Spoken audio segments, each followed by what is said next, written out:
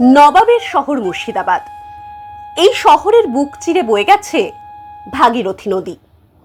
এই নদী মুর্শিদাবাদের ইতিহাসের সাক্ষী হয়ে বয়ে চলেছে। অষ্টাদশ শতাব্দীর সময় 70 বছর ধরে এটি মুঘল সাম্রাজ্যের বঙ্গসুভার রাজধানী ছিল। এটি ছিল বাংলার নবাবদের এবং রাজ্যের কোষাগার, রাজস্ব অফিস এবং বিচার বিভাগের আসন। সুতরাং বাংলা ছিল সবচেয়ে ধনী মুঘল প্রদেশ।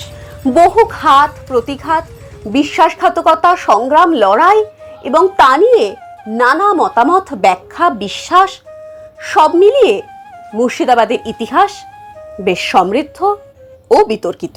তাই মুর্শিদাবাদকে ঘুরে দেখা মানে সেই ইতিহাসকে ছুঁয়ে আসা, ফিরে দেখা প্রাচীন বাংলার ইতিহাসকে।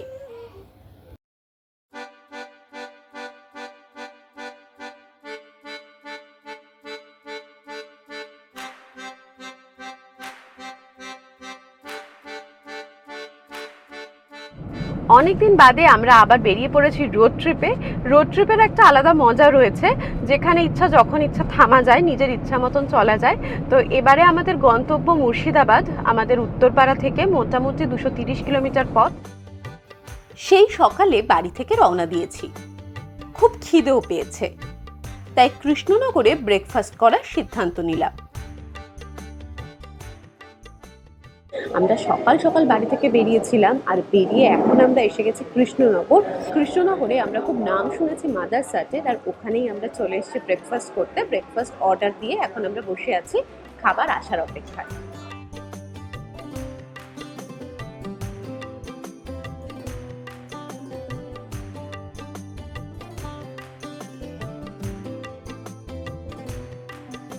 মুর্শিদাবাদ আসার আগের বিভীষিকাময় রাস্তা এখন মাখনের মতো মসৃণ। নাম পাল্টে হয়েছে NH-12।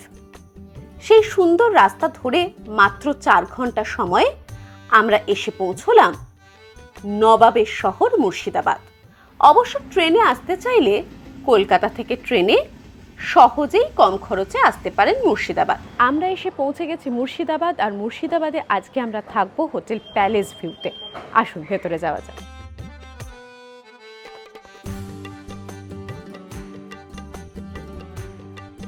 মুর্শিদাবাদ শহরের মধ্যে সব রকমের আধুনিক সুবিধা সম্পন্ন কোনো লাক্সারি হোটেলে থাকতে চাইলে হোটেল প্যালেস ভিউ হলো সেরা ঠিকানা। হাজারদুয়ারি থেকে দূরত্ব মাত্র 250 মিটার মতো। পায়ে হেঁটে হাজারদুয়ারি 10 মিনিটেই পৌঁছে যাওয়া যায়। আমরা হোটেল প্যালেস ভিউতে এসে চেক ইন ফর্মালিটিস যেগুলো আছে সেগুলো সেরে নিয়েছি, আর চেক ইন ফর্মালিটিস সারতেই হাতে এসে হাজির ওয়েলকাম ড্রিঙ্ক। তো আসার পরে এরকম ঠান্ডা ঠান্ডা ওয়েলকাম ড্রিঙ্ক দেখে মনটা ভরে গেল। আমরা এখন রয়েছি হোটেল প্যালেস ভিউতে, আর এটা হচ্ছে স্ট্যান্ডার্ড ডিলাক্স রুম। এই রুমটা কিন্তু বেশ সুন্দর, খুব সুন্দর সাজানো গোছানো। হোটেলটা একেবারেই নতুন, এই জাস্ট কিছুদিন হলে হোটেলটা শুরু হয়েছে। চারদিকটা ভীষণ পরিপাটি করে সাজানো, আর এই দিকটায় দেখুন বিশাল কাঁচের একটা জানলা রয়েছে, যেখান থেকে বাইরের রোডের ভিউটা পাওয়া যায়। হোটেলটার যেটা প্লাস পয়েন্ট সেটা হচ্ছে লোকেশন। এই লোকেশনটা হচ্ছে হাজারদুয়ারির একদম কাছে, মাত্র 200 মিটার মতন হবে হাজারদুয়ারি এখান থেকে। রুমে আছে TV, wardrobe, chair with writing table, electric Kettle, T kit এবং প্রতিটা রুমে জলের বোতলও দেওয়া হয়েছে। ডিলাক্স রুম ছাড়াও ট্রিপল ও 4 বেডের রুমও আছে। বাথরুমটা বেশ বড় এবং নিট অ্যান্ড ক্লিন। বাথরুমে টয়লেট কিট ও ডেন্টাল কিটও দেওয়া আছে। আমরা একটু রেস্ট নিয়ে রেস্তোরাঁয় চলে এলাম। এই গরমে যখন বারবার ঠান্ডা পানীয় চুমুক দিতে ইচ্ছা করছে, সেই সময়তে হোটেল প্যালেস ভিউ আমাদের সামনে এনে উপস্থিত করেছেন ওনাদের special cucumber and kiwi mojito. আমরা এখন চলে এসেছি ওনাদের রেস্তোরাঁতে লাঞ্চ করতে। লাঞ্চ করে তাড়াতাড়ি বেরিয়ে পড়তে হবে। খিদেও ভালোই পেয়েছে, আবার অন্যদিকে মুর্শিদাবাদ আমাদের ডাকছে, কারণ মুর্শিদাবাদটা এখনও ঘুরে দেখাই হলো না। তাই তাড়াতাড়ি লাঞ্চ করে আমরা বেরিয়ে পড়বো একটু রোদটা পড়লে মুর্শিদাবাদকে এক্সপ্লোর করতে। আমরা লাঞ্চে অর্ডার দিয়েছিলাম স্যুপ, গ্রিলড পমফ্রেট, ভাত আর মাটন। গরমের সময় আমের কথা মনে হলেই যার কথা মনে আসে প্রথমেই সেটা হলো মালদা মুর্শিদাবাদ। আর আমরা যখন এসে পৌঁছেই গেছি মুর্শিদাবাদে, তখন আমাদের লাঞ্চে শেষ পাতে মিষ্টি হিসাবে উপস্থিত হয়েছে এরকম ফ্রেশ আমের স্মুদি, আর তার সাথে একটা এরকম আমের টুকরো দেওয়া রয়েছে যেটাতে আরও লোভ লাগছে। মুর্শিদাবাদ এসে পরন্ত বিকেলে আমরা চলেছি সাইট সিইং করতে, আর তার জন্য আমাদের বেস্ট মনে হয়েছে ঘোড়ায় টানা টাঙ্গা। সামনে যে বড় তিনটে গেট দেখছেন, এই তিনটে গেটের নাম বলা হয় নবাবের নবতখানা গেট, এছাড়া তিরপুলিয়া গেট। সেই নবাবী আমলে যখন নবাবের গেটের ভিতর দিয়ে যাওয়া আসা করতো, তখন ওপরে বাইজি নাচ করে থানায় বাজিয়ে নবাবকে সালাম জানানো হতো।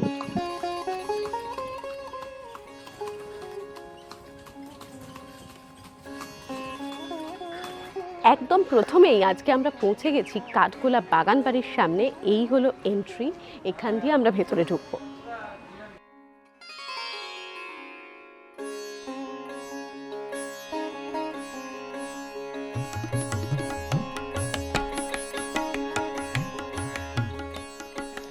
আমরা এখন যে রয়েছে কাঠগোলা বাগানে, এটা আসলে ছিল রায়বাহাদুর লক্ষ্মীপদ সিং দুগরের প্রাসাদ, এবং তার গোলাপের প্রতি অসম্ভব প্রীতি ছিল, এবং বিভিন্ন দুষ্প্রাপ্য গোলাপের কাটা ডাল তিনি এখানে নিয়ে এসে কলম করে সেই গাছগুলো করেন।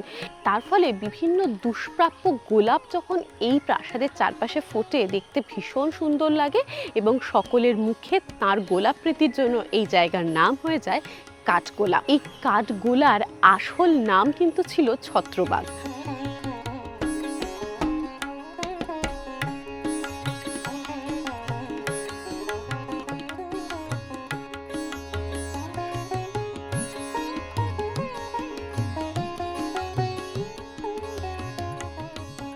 আমরা আসলে এখন যে জায়গাটায় রয়েছি, এটি কাঠগোলা বাগান বাড়ির ব্যাক সাইড, ফ্রন্ট সাইড নয় কিন্তু। আর এর সামনে এই যে জলাধারটা রয়েছে, এখানে বেশ কিছু রঙিন মাছ রয়েছে। মুড়ি বা অন্য কোনো বিস্কিট এই সমস্ত দিলে তারা একসাথে এসে জড়ো হয়। আর এইখানে দাঁড়াতে আরও যেটা ভালো লাগে সেটা হচ্ছে এর উল্টো দিকের পুরো প্যালেসটার একটা রিফ্লেকশন পড়ে এই জলে, সেটা দেখতেও ভীষণ সুন্দর লাগে। জলটা যদি আরও পরিষ্কার হতো, আর এই যে জলটার একটা ফ্লো রয়েছে সেটা না থাকলে আরও ভালোভাবে বোঝা যেত এই রিফ্লেকশনটা। এই কাঠগোলা বাগান বাড়ির বাগানে প্রবেশের জন্য টিকিট লাগে জনপ্রতি 30 টাকা, এবং বাগান বাড়ির ভিতরে প্রবেশের আলাদা টিকিট আছে। সেখানে বিভিন্ন জিনিসের সংগ্রহশালা আছে, তবে ছবি বা ভিডিও তোলা নিষিদ্ধ। বাগান বাড়ি লাগোয়া একটা সুন্দর মন্দিরও আছে।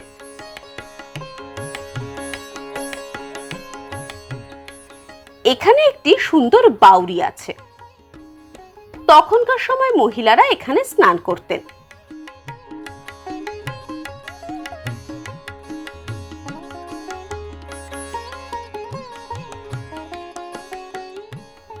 এছাড়াও এখানে একটা ছোট্ট পক্ষীশালা আছে, যেখানে ম্যাকাও সহ বিভিন্ন দেশের পাখি আছে।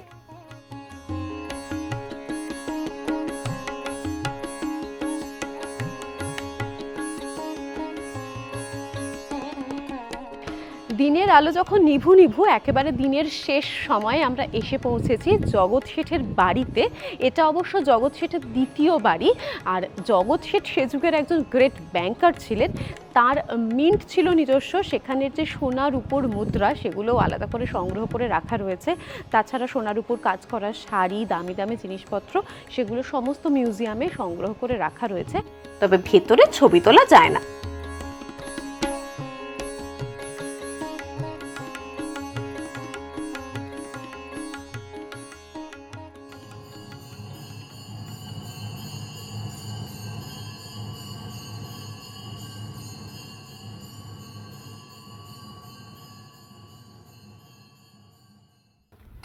আমরা এবার এগিয়ে চললাম নসিপুর আখড়ার দিকে।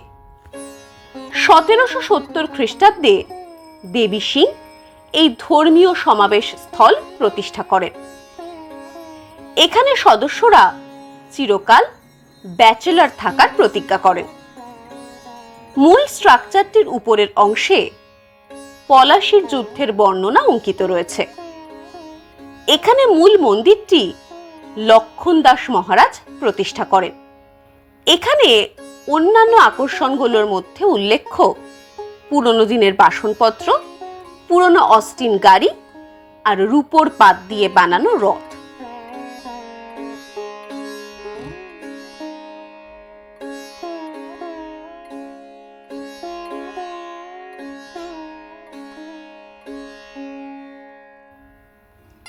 এবার আমরা হোটেলে ফিরে এলাম।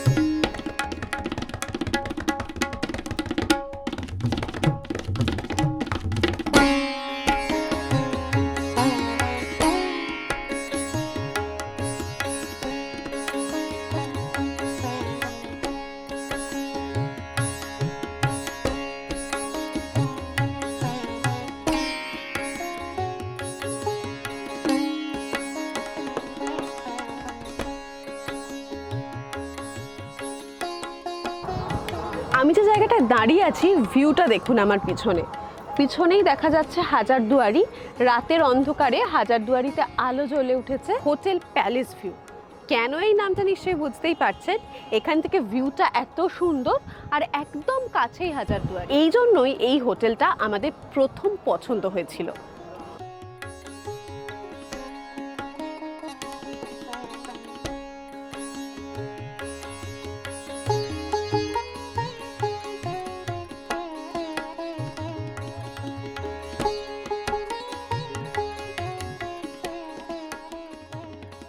সারাদিন প্রচুর ঘোরাঘুরি করেছি। দুপুরেও যদিও বেশ ভালোই খাওয়া দাওয়া হয়েছিল আমাদের এই হোটেল প্যালেস ভিউতে, কিন্তু রাত্রের খাওয়াটা আরও শান্তিভাবে করছি, কারণ এরপরে আর কোনো তাড়া নেই কোথাও বেরোনোর।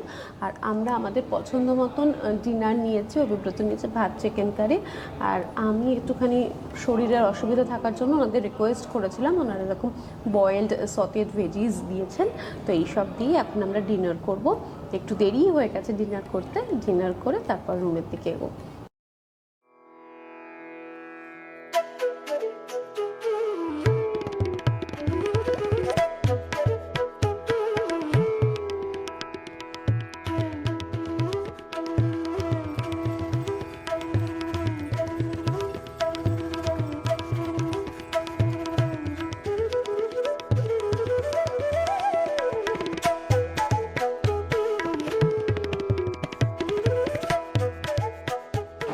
আমরা এখন চলে এসেছি ব্রেকফাস্ট করতে। একদম রেডি হয়ে গেছি। ব্রেকফাস্ট করেই আমরা বেরিয়ে পড়বো। যেটুকু ঘোরা বাকি আছে মুর্শিদাবাদকে দেখার, যেটুকু বাকি আছে সেটা ঘুরে দেখবো।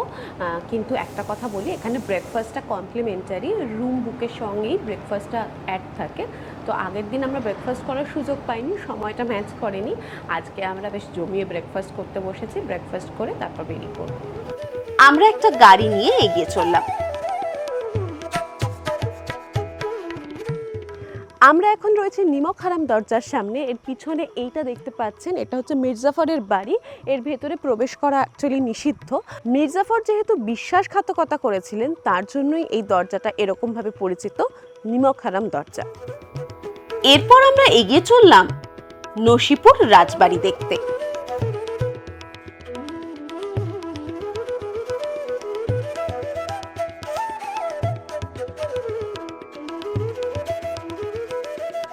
আমরা এখন রয়েছি মুর্শিদাবাদ জেলার লালবাগ সাব ডিভিশনের অন্তর্গত নসিপুরে।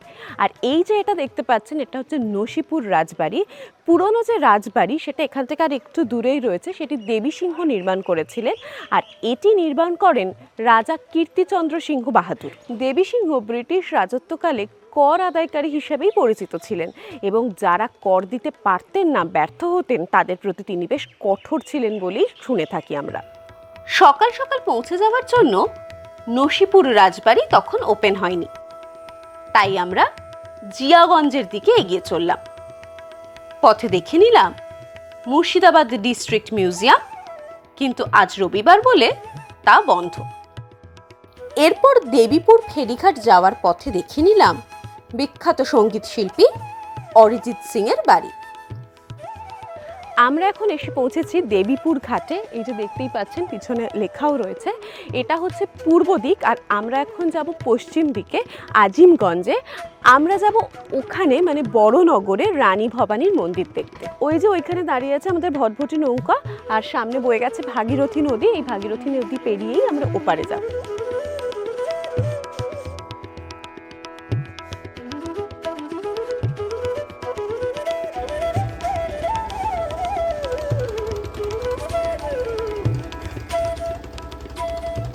আমরা এখন নদী পেরিয়ে চলে এসেছি পশ্চিম পাড়ে মানে আজিমগঞ্জে। আর আমি এখন যে জায়গাটায় দাঁড়িয়ে রয়েছি এটা হচ্ছে রানী ভবানীর নাট মন্দির। সেই যুগে যখন বিনোদনের আর কোনো অন্য মাধ্যম ছিল না, সেই যুগে এই নাট মন্দির যে কতটা গুরুত্বপূর্ণ ভূমিকা পালন করতো সেটা নিশ্চয়ই বুঝতেই পারছেন আপনারা।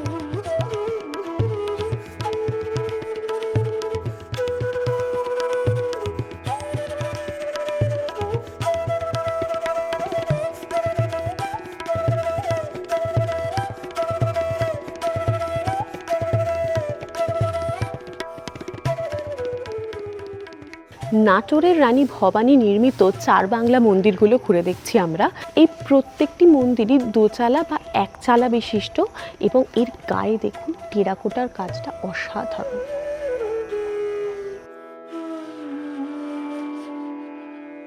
মানে জমিদারদের যে যাত্রা হতো সেই যাত্রায় দেখুন সেনাপতি বা ইত্যাদিরা সামনে থাকতেন, আর ওই যে নিচে একটা দেখুন পুকুর রয়েছে পালকিটার তলে, মানে কুকুর সর্বদা তাদের সঙ্গে থাকতো বাহন হিসেবে।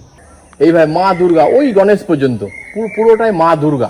আচ্ছা, আর ওই পারে কালী, আর গণেশ থেকে ওই পাশে মা কালী। আচ্ছা, আর এইখানে আপনি দেখতে পাচ্ছেন স্যার এই যে অশ্বমেধ যজ্ঞ পড়েছিলাম আমরা, সেই অশ্বমেধ যজ্ঞের কাহিনী ধর্মীয় পতাকা নিয়ে স্যার চলে যাচ্ছে, আর যাদের কাছে পতাকা আছে বিভিন্ন বাদ্যযন্ত্র রয়েছে, আর ওই সামনে একটা ঘোড়া রয়েছে, ওই ঘোড়াটাকে যে ধরবে তার সঙ্গে স্যার যুদ্ধ হবে, মনে পড়ছে তো? আর না ধরলে সে বশ্যতা স্বীকার করবে।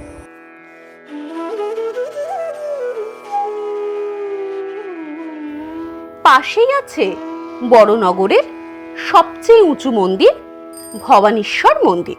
তো বর্তমানে আমরা রানী ভবানী নির্মিত রাজরাজেশ্বরী মন্দিরের সামনে অবস্থান করেছি। আমার আঙুল বরাবর স্যার সাপের ওপর দেখুন ভগবান কৃষ্ণের কালীয় নাগ দমন, মানে কালীয় নাগের মাথায় তিনি নাচছেন।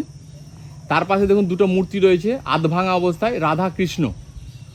তার পাশে একটি কদম গাছ রয়েছে স্যার, কদম গাছের ওপরে দেখুন কৃষ্ণ বাঁশি বাজাচ্ছে, আর নিচে সখীরা বিবস্ত্র, মানে কৃষ্ণের যে বস্ত্র হরণের যে সখীদের বস্ত্র হরণের যে দৃশ্যটা। এখানে আরো বেশ কিছু মন্দির আছে, আপনারা চাইলে ঘুরে দেখতেই পারেন। আমরা অবশ্য ফিরে এলাম জিয়াগঞ্জ। আমরা এখন রয়েছি জিয়াগঞ্জে। আগে এই জায়গার নাম ছিল বালুচর। আমাদের যে ভীষণ প্রিয় বালুচরী শাড়ি, আমরা তো জানি সেটা বাঁকুড়া বিষ্ণুপুরে বিখ্যাত, কিন্তু আসলে তার তৈরি হওয়া শুরু হয় এখানে। কিন্তু এখন বালুচরী মানেই কেন বাঁকুড়া বিষ্ণুপুরের কথা মনে আসে সেটার একটা অন্য গল্প রয়েছে, যদি সুযোগ হয় সেটা পরে শোনাবো। তো এখন আমরা যেখানে রয়েছি সেটা হচ্ছে তাঁতিপাড়া। চলুন এখানে আমরা দেখে নিই মুর্শিদাবাদের বিখ্যাত রেশম শিল্পের কিছু নিদর্শন।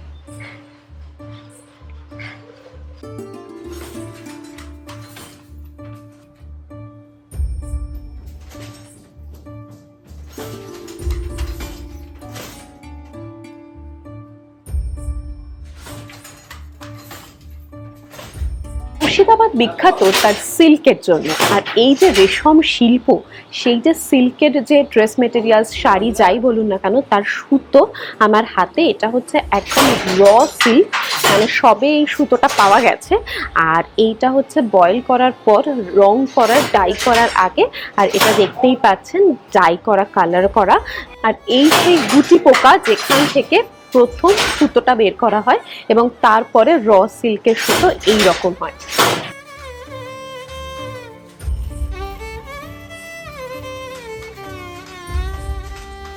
ওখানে তো দেখলাম কিভাবে তৈরি হচ্ছে, কতটা পরিশ্রম করার পরে একটা শাড়ি তৈরি হয়। আর তারপর এখানে রয়েছে শোরুম, প্রচুর শাড়ি রয়েছে। তো মুর্শিদাবাদের যদি সিল্কের শাড়ি কিনতে চান তাহলে এই শোরুম থেকে নিয়ে নিতেই পারেন।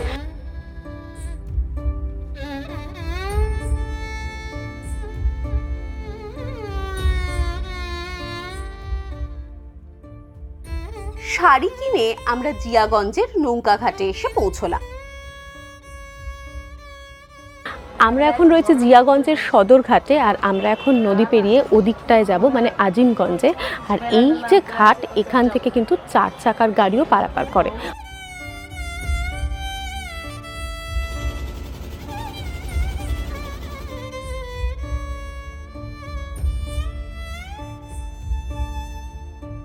আমরা ওই পার থেকে এলাম, ওই পার থেকে এই পারে এলাম নৌকোতে করে নদী পেরিয়ে। আমরা এখান থেকে যাব কিরিটেশ্বরী মায়ের মন্দির। তবে যাওয়ার পথে একবার জগবন্ধু ধামও ঘুরে নিলাম। আমরা এখন যাচ্ছি কিরিটেশ্বরী মাতার মন্দির দেখতে। এটি 51 শক্তিপীঠের একটা পীঠ। সতীর করটি পড়েছিল এইখানে। এখন গিয়ে সেটা ঘুরে দেখবো আমরা।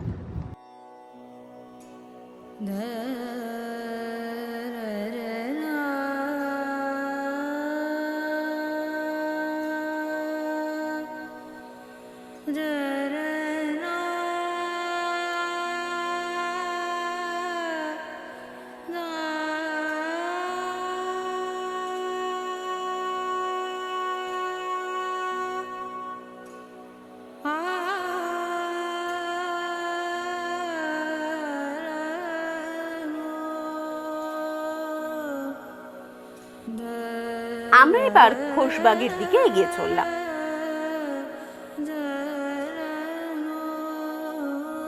খোশবাগ হলো মুর্শিদাবাদের শেষ নবাবের সমাধিক্ষেত্র।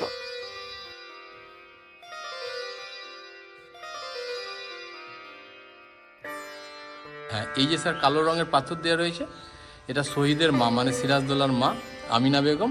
আর তার পাশে ওই যে সব কবরটি, এটি হচ্ছে ঘসিটি বেগম মাসি। এই ঘসিটি বেগমের চক্রান্তে কিন্তু পলাশির যুদ্ধ সংগঠিত হয়েছিল। 3 দিকে উঁচু প্রাচীর ঘেরা সমাধিক্ষেত্রটির মাঝখানে সমতল ছাদযুক্ত চৌকো সৌধটির মধ্যে নবাব আলীবর্দী খাঁ ও তাঁর প্রপৌত্র সিরাজউদ্দৌলার সমাধি অবস্থিত। এখানে একটি মসজিদও আছে। সিরাজদৌল্লাকে যখন স্যার বন্দি বানিয়ে আনা হলো, তখন মির্জাফরের বাড়িতে মতান্তরে হীরা ঝিলে এরা আসলেন। তখন এদের মিলন বললেন, আপনারা বহু দূরগত ক্লান্ত অবসন্ন, সুতরাং আপনারা বিশ্রাম করুন, আপনাদের জন্য খাদ্যের বন্দোবস্ত করা হচ্ছে। এই বলে এই 17 জনের খাবারে নাকি তৎকালীন সময় বিষ মিশিয়ে দেওয়া হয়েছিল এবং সকলেই মারা গিয়েছিল। আমরা এবার ফেরি ধরে ভাগীরথী পেরিয়ে ইছাগঞ্জ ফেরিঘাটে এসে হোটেলের দিকে এগিয়ে চললাম। খুব খিদে পেয়েছে, তাই হোটেলে পৌঁছে ভাত, মাছের ঝোল ও রায়তা দিয়ে লাঞ্চ করে নিলাম। আমরা এবার গাড়িতে লালগোলার দিকটা ঘুরে দেখতে এগিয়ে চললাম। আমাদের হোটেল থেকে লালগোলার দূরত্ব 31 কিলোমিটার। যেতে সময় লাগে প্রায় 1 ঘন্টা। আমরা এখন এসে পৌঁছে গেছি লালগোলা, আর আমার ঠিক পিছনে বয়ে চলেছে পদ্মা, আর ওদিকটাতেই রয়েছে বাংলাদেশ।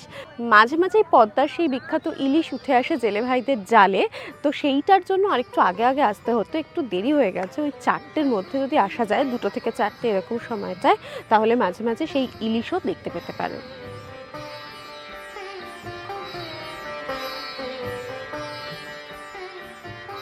জেল মানে আপনারা কি বোঝেন? জেল মানেই হলো বন্দি দশা, কিন্তু আজ আপনাদের আমরা দেখাবো যে জেলের কথা, সেটা কিন্তু আদৌ বদ্ধ নয়। বন্দি থাকেন না এখানে কয়েদিরা, এখানে থাকেন মুক্ত। আসলে যে সমস্ত আসামিরা মোটামুটি 10 বছর জেলে কাটিয়েছেন এবং আগাগোড়া যাদের পারফরমেন্স, বিহেভিয়ার সব কিছু খুব ভালো, তাদের জন্য এই ব্যবস্থা। তাদেরকে মুক্ত রাখা হয়, মানে 10টা থেকে 5টা তারা বাইরে থাকেন, বাইরে নিজেদের কাজ করেন, করে দিনের শেষে বিকেলবেলাতে আবার ফিরে আসেন এই সংশোধনাগারে। তাই আসলে এর নাম মুক্ত সংশোধনাগার। আর এই যে মুক্ত সংশোধনাগার, সেটা কিন্তু আদতে রাজনাথ রাওয়ের রাজবাড়ি ছিল। 1987 সালে এটি মুক্ত সংশোধনাগারে পরিণত হয়। আমার ঠিক এই পাশেই রয়েছে রাজেশ্বরী মা কালী মন্দির, আর সামনেই রয়েছে রানীকুঠি।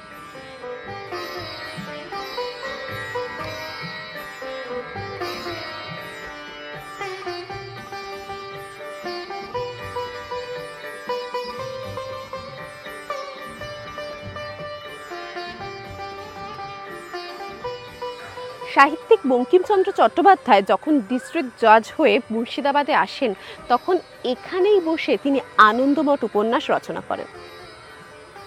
লালগোলাতে সন্ধ্যায় মাছের বড় বাজার বসে। এখানেও পদ্মার ইলিশ পাওয়া যায়। আপনি চাইলে এখান থেকে পদ্মার ইলিশ কিনতে পারেন। হোটেলের ফ্রিজে ওনারা রেখে দেন, তাই চাইলে পরের দিন বাড়িও নিয়ে আসতে পারবেন। আমরা এরপর মুর্শিদাবাদ শহরে ফিরে এলাম। এখানেও ভালো শাড়ির দোকান আছে, যেখানে ভালো সিল্কের শাড়ি পাওয়া যায়, তাই একবার ঢু মারলাম। এরপর হোটেলে ফিরে ফ্রাইড রাইস ও চিলি ফিশ দিয়ে ডিনার সেরে নিলাম।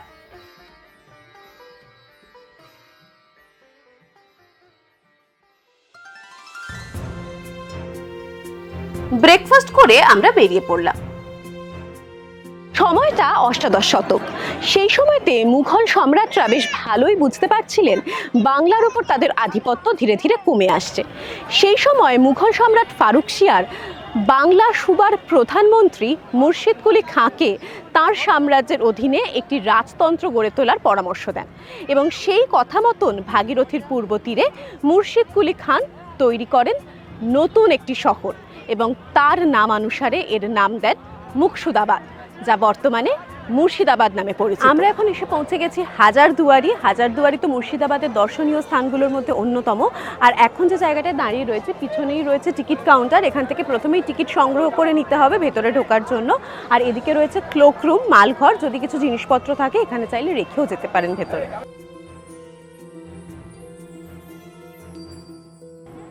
মুর্শিদাবাদে ঘোরাঘুরি মানেই প্রথম যে জায়গাটা ঘুরে দেখার কথা মনে আসে সেটা হচ্ছে হাজারদুয়ারি।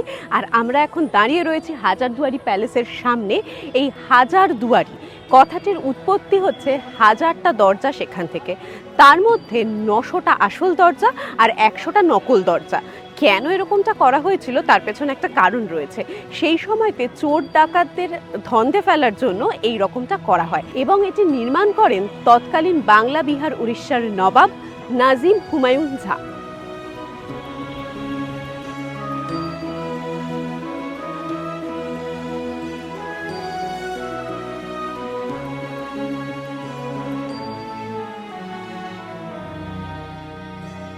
আমরা এখন যে জায়গাটায় রয়েছি এটাকে বলে রয়্যাল স্টেয়ার্স।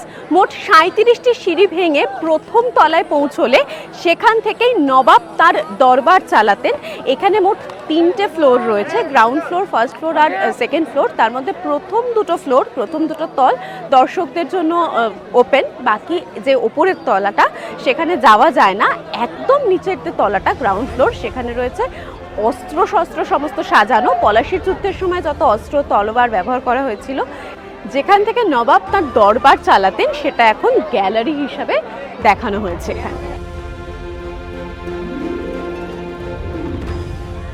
প্রথমেই দেখে নিলাম হাজারদুয়ারি। আর হাজারদুয়ারির ঠিক উল্টো দিকেই যেটা রয়েছে সেটা হচ্ছে ইমামবাড়া। ইমাম হলেন মুসলিম ধর্মের নামাজের যিনি নেতৃত্ব দেন এবং তার বসতবাড়ি বলা যেতে পারে এই ইমামবাড়া। এটি যখন সিরাজউদ্দৌলা নির্মাণ করেছিলেন তখন এটা ছিল একটা ছোট্ট কাঠের ইমামবাড়া, কিন্তু কোনো একটি প্রাকৃতিক কারণে বা যে কারণেই হোক এটি অগ্নিদগ্ধ হয়ে নষ্ট হয়ে যায় এবং তৎকালীন বাংলার নবাব তারপরে এই রকম একটা বড় ইমামবাড়া বানিয়ে দেন। এই ইমামবাড়াটা দেখতেই পাচ্ছেন, এর মাঝখানে একটা স্তর এবং দুদিকে দুটো স্তর রয়েছে। তো এই মাঝের জায়গাটাতে ধর্মীয় যে অনুষ্ঠান সেগুলো পালিত হয়, আর দুদিকটায় রয়েছে মুসাফিরখানা। দূর দূর থেকে যারা আসেন এই ধর্মীয় অনুষ্ঠানে যোগদান করার জন্য তাদের থাকার ব্যবস্থা করা হতো ওখানেই। এখনও সেই রেওয়াজ চলে আসছে। ইমামবাড়াকে যখন দেখতে আসবেন তখন আরেকটি জিনিস যেটা দৃষ্টি আকর্ষণ করবে সেটা হচ্ছে সাদা ওই ঘোড়াটি। এই যে সাদা ঘোড়াটির কথা একটু আগেই বলছিলাম, তার একদম কাছে চলে এসেছি, তার ব্যাপারে জানবো। আমাদের সাথে রয়েছেন গাইড স্বপনবাবু, দাদার কাছ থেকে জেনে নেব এর ব্যাপারে। নমস্কার, আমি মুর্শিদাবাদের ট্যুরিস্ট গাইড। তো আজ দিদিভাই যে সাদা ঘোড়ার কথা উনি উল্লেখ করলেন, এই সাদা ঘোড়াটা হচ্ছে ধর্মের ঘোড়া। তো এই সাদা ঘোড়ার পিছনে একটা সিগনিফিক্যান্ট আছে। দেখুন, এই কারবালা প্রান্তরের যুদ্ধতে যখন হোসেন যখন মারা যাচ্ছে তখন তার ঘোড়ার কালার ছিল সাদা আর তার নাম ছিল দুলদুল। ওই ঐতিহ্যটাকে বজায় রাখার জন্য মহরম থেকে মহরমের সময় যে সমস্ত শোকার্ত প্রসেশনগুলো ইমামবাড়ি থেকে বের হয় তখন কিন্তু এই ঘোড়াটাকে নবাবী আমলে যে ধরুন লাগামা রয়েছে, রূপোর চাদর রয়েছে, তাকে সুসজ্জিত করে মহরমের প্রসেশনের আগে আগে তাকে হচ্ছে নিয়ে যাওয়া হয়। নবাবী আমলে উট হাতি ঘোড়া দিয়ে নিয়ে যাওয়া হতো, এখন এই ঘোড়াটাকেই ঐতিহ্য হিসাবে সরকার থেকে রাখা হয়। একদিকে হাজারদুয়ারি, আরেকদিকে ইমামবাড়া, তার ঠিক মাঝখানে এই ছোট্ট যে মসজিদটা দেখতে পাচ্ছেন, এটা হচ্ছে মদিনা মসজিদ। সিরাজউদ্দৌলা যখন গদিতে বসেন, তার মা ভেবেছিলেন যে যদি তিনি গদিতে বসতে পারেন তাহলে আলীবর্দী খাঁ রোজার মাসে হাসান হোসেনের মা ফতেমার কবরের মাটি এখানে নিয়ে আসবেন। তো যথারীতি সিরাজউদ্দৌলা সিংহাসনে বসার পর সেটি হয় এবং সেই মাটি প্রথম নিয়ে এসে ওই দিকে যে আরেকটি মসজিদ দেখা যাচ্ছে সেখানে রাখা হয়েছিল। সেখান থেকে সিরাজউদ্দৌলা খালি পায়ে সোনার ঝুড়িতে মাটি নিয়ে এসে এখানে রাখেন এবং তারপরে এখানেই তৈরি হয় মদিনা মসজিদ। হাজারদুয়ারি ইমামবাড়া দেখতে আসলে আরও যে জিনিসটা আপনাদের নজর কাড়বে সেটা হচ্ছে অষ্টধাতু নির্মিত পিস্টন সিস্টেমের এই কামানটি। এই কামানটি কিন্তু মোটেও প্রথম থেকে এখানেই ছিল না। ঔরঙ্গজেবের প্রধান সেনাপতি যখন আসাম যুদ্ধের পর ঢাকায় আবার ফিরে যাচ্ছেন, সেই সময় ভাগীরথীর তীরে এই কামানকে তিনি ফেলে রেখে চলে যান। জানেনই তো, হাজারদুয়ারি ইমামবাড়ার পাশ দিয়েই বয়ে যাচ্ছে ভাগীরথী নদী। তো সেখান থেকে যখন হাজারদুয়ারি তৈরি হচ্ছিল, তৎকালীন নবাব এটিকে তুলে এনে এখানে সংরক্ষণ করেন। এই কামানের একটা ব্যাপার রয়েছে, এই কামানটি কীরকম কার্যক্ষমতা সেটা দেখার জন্য সেই সময় একবার টেস্ট করা হয় এবং সেই সময় যখন টেস্ট করা হয়েছিল, মানে ফায়ারিং করা হয়েছিল, সেই সময় এই অঞ্চলের থেকে 1 কিলোমিটারের মধ্যে যে সমস্ত বয়স্ক মানুষজন ছিলেন অনেকেই প্রায় বধির হয়ে যান। আর সবথেকে বড় কথা, সন্তান সম্ভবা যে মহিলারা ছিলেন তাদের অনেকেরই কিন্তু বাচ্চা মিসক্যারেজ হয়ে যায় এবং কারুর কারুর সময়ের আগেই ডেলিভারি হয়ে যায়। সেই জন্যই এটার নাম বাচ্চেওয়ালি তোপ। হাজারদুয়ারির ভিতরে যখন ঘুরে বেড়াচ্ছি আমরা, তখন আরেকটা যে জিনিসটা দেখতে পাচ্ছি সেটা হচ্ছে পিছনে ক্লক টাওয়ার। হাজারদুয়ারি বেসিক্যালি ছিল একটা কোর্ট এবং সেখানে বিচার ব্যবস্থা পরিচালনার জন্য সময় দেখাটা ছিল ভীষণ ইম্পর্টেন্ট। তার জন্যই এই ক্লক টাওয়ারটি তৈরি করা হয় এবং এই যে ক্লক টাওয়ার, আগে এটি কিন্তু এখানে যে ঘড়িটি, এটা আগে ছিল ম্যানুয়াল পদ্ধতিতে চলতো। এই হাজারদুয়ারি এখন আর্কিওলজিক্যাল সার্ভে অফ ইন্ডিয়ার তত্ত্বাবধানে, মাঝখানে এটি খারাপ হয়ে বেশ কিছুদিন পড়েছিল। এখন এটি আর ম্যানুয়াল নয়, এখন এটি ইলেকট্রনিক পদ্ধতিতে চলে এবং আর্কিওলজিক্যাল সার্ভে অফ ইন্ডিয়ার তত্ত্বাবধানে এটি আবার বেশ ভালোই চলছে, ঠিকঠাকই সময় দিচ্ছে দেখতে পাচ্ছেন। সামনে দিয়ে যেহেতু বয়ে যাচ্ছে ভাগীরথী নদী, সেই সময় নাবিকরা যখন যেতেন এখান দিয়ে ব্যবসা বাণিজ্যের কাজে বা যে কোনো প্রয়োজনে, তখনও এই ক্লক টাওয়ার দেখেই তারা সময় নির্ধারণ করতেন। হাজারদুয়ারি যেরকম নির্মাণ করেছিলেন নবাব নাজিম হুমায়ুন ঝা, ঠিক সেই সময়ই তিনি নির্মাণ করেছিলেন এই ইয়েলো মস্ক। এটা তো কোর্ট ছিল, সেই সময়তে কোর্টে যারা চাকরি করতেন সেই সমস্ত মুসলিম ভাইরা নামাজ পড়ার জন্য এই মস্কটি ব্যবহার করতেন। এটি কিন্তু এখনও অপারেশনাল, এখানে এখনও নামাজ পড়া হয়। হাজারদুয়ারির ঠিক পেছনেই আছে ওয়াসি মঞ্জিল। আমরা একটা টোটো নিয়ে সেদিকে এগিয়ে চললাম। হাজারদুয়ারি দেখে আমরা এখন এসে পৌঁছে গেছি ওয়াসিফ মঞ্জিল প্যালেস দেখতে। এটি মির্জাফরের 9th জেনারেশন ওয়াসিফ আলী মির্জা খান তার বসত বাড়ি ছিল এবং বর্তমানে এটি মিউজিয়ামে কনভার্ট হয়েছে। এই যে দেখুন, পুরো ধপধপে সাদা সুন্দর এই যে প্যালেসটি, এটি হাজারদুয়ারি দেখে অবশ্যই আপনারা একবার ঘুরে যাবেন।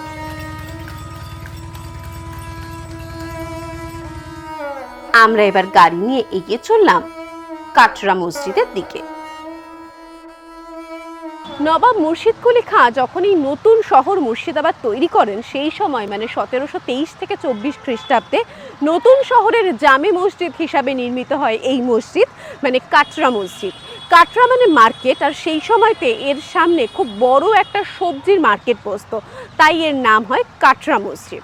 এই কাটরা মসজিদের স্ট্রাকচারটা যদি দেখেন, দেখুন এখানে অনেক খুপড়ি খুপড়ি ঘরের মতন রয়েছে আর দুদিকে দুটো এরকম বড় বড় গম্বুজের মতন রয়েছে। এই যে গম্বুজগুলো, এর ওপর থেকে প্রহরীরা পাহারা দিতেন, রক্ষণাবেক্ষণের দায়িত্বে তারা ছিলেন। আর এই গম্বুজের ওপর থেকে আজান দেওয়া হতো এবং তার আওয়াজ অনেক দূর অবধি ছড়িয়ে পড়তো।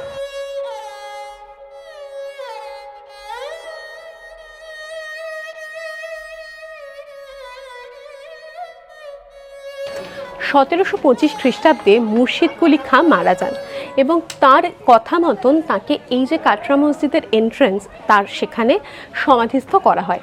আমরা এখন দাঁড়িয়ে আছি যেখানে, এখানেই মুর্শিদ কুলি খাঁয়ের সমাধি রয়েছে আর ওই দিকেই রয়েছে ঢোকা সিঁড়িটা। মুর্শিদ কুলি খাঁ নিজেই চেয়েছিলেন নামাজি ব্যক্তিরা যখন এই মসজিদে প্রবেশ করবেন তখন তাদের পায়ের ধুলো তার সমাধির ওপর পড়লে তার কিছুটা পাপস্খলন হবে এবং তার ইচ্ছা মতন কথা মতনই তাকে এই রকম একটি জায়গায় সমাধিস্থ করা হয়।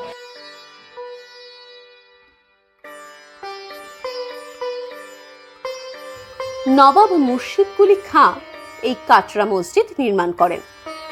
এখানেই নবাবের সমাধি রয়েছে। মুর্শিদ কুলি খাঁ ঢাকা থেকে রাজধানী স্থানান্তরিত করে নিজের নামে নামকরণ করেন মুর্শিদাবাদ। কাটরা মসজিদ নতুন রাজধানীর জামে মসজিদ হিসাবে নির্মিত হয়। এটিকে মাদ্রাসা হিসেবেও অভিহিত করা হয়। তখনকার দিনে যারা কোরআন শরীফ পড়তেন তাদের জন্য এটি নির্মিত হয়েছিল। প্রতিটি কক্ষে প্রায় 700 জন লোক একসাথে কোরআন পড়তে পারতেন।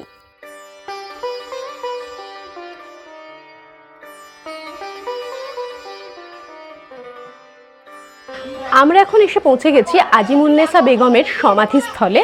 আজিমুন্নেসা ছিলেন মুর্শিদ কুলি খাঁয়ের মেয়ে এবং সুজাউদ্দিনের স্ত্রী। তাকে জীবন্ত কবর দেওয়া হয়েছিল বলেই শোনা যায়। ঠিক তার বাবার মতোই আজিমুন্নেসা বেগমকে এই যে মস্ক মানে মসজিদ, তার যে প্রবেশপথ তার নিচেই সমাধিস্থ করা হয় এবং এইখানে গেলে দেখতে পাবেন সেই মসজিদটি, যেটি এখন কালের নিয়মে প্রাকৃতিক কারণে ধ্বংসপ্রাপ্ত হয়ে গেছে। এরপর আমরা পৌঁছলাম মুর্শিদাবাদে আমাদের শেষ দর্শনীয় স্থান মতিঝিল দেখতে। আমার ঠিক পিছনেই রয়েছে মতিঝিল, আর এই মতিঝিলে ঝিনুক চাষ হতো আর ঝিনুকের মধ্যেই থাকে মুক্ত, তার থেকেই নাম এসছে মতিঝিল। মতিঝিলের ওই দিকে ওই যে দ্বীপের মতন অংশটা, ওখানে ছিল ঘসিটি বেগমের বাসস্থান।